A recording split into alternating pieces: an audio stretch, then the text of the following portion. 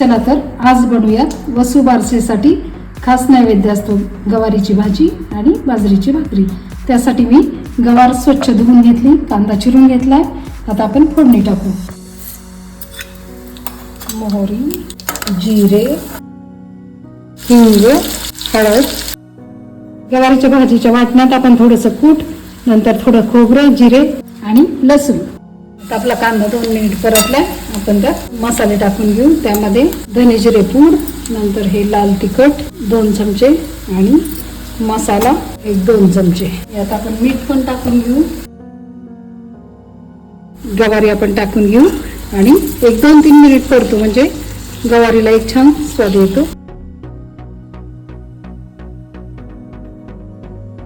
हे शेंगदाणा, खोबरं आणि लसणाचं वाटण आपण आता टाकून घेऊ। पुन्हा 1-2 मिनिट त्याला परतून घेऊ।